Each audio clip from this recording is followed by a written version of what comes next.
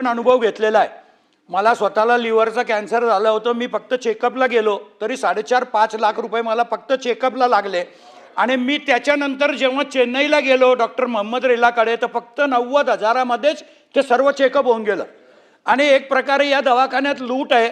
तरी आपण ज्या वेळेला त्यांना नोटिसा देतात ते कोर्टात जातात, कोर्टातून स्टे घेतात किंवा कोर्टातून डिस्टर्ब करतात। माझी आपल्या माध्यमातून मंत्री महोदयांना विनंती आहे की तुम्ही सिनियर काउन्सिल लावाल का, कारण आमचे वकील सुद्धा कुठे ना कुठे मॅनेजर्स होतात आणि त्याच्यामुळेच हा स्टे मिळतो। तर आपण सिनियर काउन्सिलची नेमणूक यांच्या केसमध्ये खास करून करणार का? सन्माननीय सभापती महोदय, सन्माननीय सदस्य रघुवंशी साहेबांनी जे सांगितलं की या ठिकाणी ज्यादा दर आकारले जातात, ज्यादा पैसे रुग्णांकडून घेतले जातात आणि याचा आधार घेऊन ते समजा पुन्हा कोर्टामध्ये जातात, तर आपण जिल्हा सरकारी वकिलांना तर नेहमी सांगतो शासकीय सरकारी वकिलांना, पण अशा मॅटरमध्ये जर आवश्यकता असेल तर निश्चितपणाने विशेष अशा केसेसमध्ये सुद्धा जर त्या ठिकाणी आवश्यकता भासली तर विशेष सरकारी वकील सुद्धा नेमला जाईल। पोद्दार या संदर्भामध्ये हा विषय केवळ मुंबईपुरता मर्यादित नसून संपूर्ण राज्यासाठी हा विषय लागू आहे।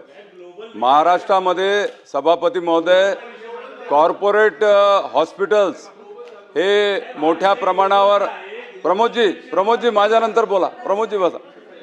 तर महाराष्ट्रामध्ये सभापती महोदय मोठ्या प्रमाणात कॉर्पोरेट हॉस्पिटल्स त्या ठिकाणी आलेले आहेत आणि यांना 15% खाटा या गरिबांसाठी राखीव ठेवण्यासाठी अट घालण्यात आली आहे, पण कोणतेही हॉस्पिटल यामध्ये त्या ठिकाणी ऐकायला तयार नाही। माझी मंत्री महोदयांना या संदर्भामध्ये प्रश्न आहे की या संदर्भामध्ये संपूर्ण महाराष्ट्रामध्ये कठोरपणे याची उपाययोजना आपण करणार का? आणि दुसरं की या कॉर्पोरेट हॉस्पिटलमध्ये प्रधानमंत्री आयुष्यमान भारत योजना आणि महात्मा ज्योतिबा फुले जीवन आरोग्य योजना या योजना ते लागू करत नाही आणि त्यामुळे गरिबांना या हॉस्पिटलमध्ये उपचार घेता येत नाही आणि त्यामुळे त्यांना या योजना लागू करण्यासाठी आपण कंपल्सरी करणार का? सन्माननीय सभापती महोदय, अत्यंत योग्य सूचना सन्माननीय सदस्यांनी केलेली आहे। पंतप्रधान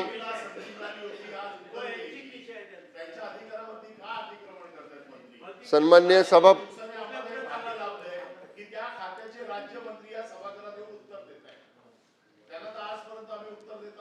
परब साहेब, सन्माननीय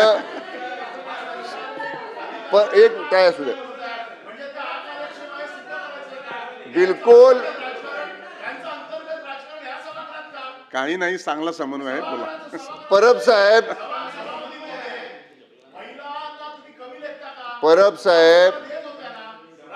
सन्माननीय सभापती महोदय, महिला सन्माननीय राज्यमंत्री महोदयांना कमी लेखण्याचं बिलकुल कारण नाही। आम्ही दोघांनी मिळून जॉईंट ब्रीफिंग सकाळी घेतलेलं आहे आणि ब्रीफिंग घेतल्यानंतर त्यांनी योग्य उत्तरं दिली, परंतु तरी सुद्धा सन्माननीय सदस्यांचं समाधान होत नव्हतं। म्हणूनसाठी मी या ठिकाणी सांगितलं की आणि काही सन्माननीय सदस्यांनी आग्रह केला की आपण उत्तर द्या।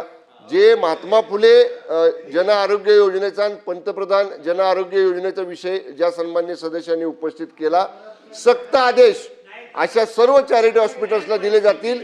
या दोन्ही योजना जे हॉस्पिटल जे ऐका ना, एक मिनिट माझं संपू द्या मग बोला।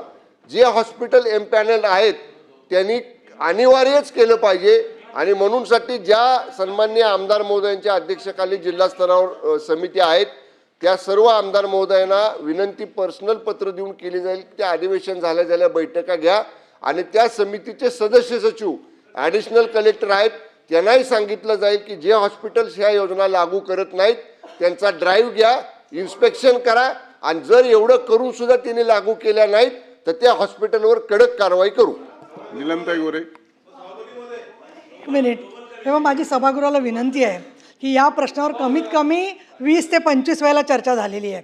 कोविडच्या काळामध्ये जिल्हाधिकाऱ्यांच्या अखत्यारीमध्ये डॅशबोर्ड होता आणि त्यामुळे कुठल्या हॉस्पिटलला कुठे बेड अवेलेबल आहे हे कळत होतं। तर माझा प्रश्न असा आहे मंत्री महोदय दोघांनाही, की महानगरपालिका किंवा जिल्हाधिकारी यांनी एकत्र एक डॅशबोर्ड केला पाहिजे की जिथे पेशंटला प्रत्येक हॉस्पिटलचा डॅशबोर्ड तपासणार का पेशंट. त्यामुळे एक डॅशबोर्ड मोठ्या महानगरपालिकांमध्ये जसा कोविडच्या काळात होता तसा आणि ग्रामीणसाठी वेगळा असे 2 डॅशबोर्ड असतील तर ताबडतोब सगळ्यांना एकत्रित चित्र कळेल आणि त्याचा हिशोब पण राहील. म्हणून एकत्रित डॅशबोर्ड आपण करा प्रत्येक ठिकाणी, तर अशीच उत्तरं मिळणार आहेत. नाही तर मंत्री महोदय हो अध्यक्ष महोदय. विचारला ना परिणय फुगे, तुम्ही या प्रश्नामध्ये प्रश्न विचारला आहे. चित्राताई वाघ.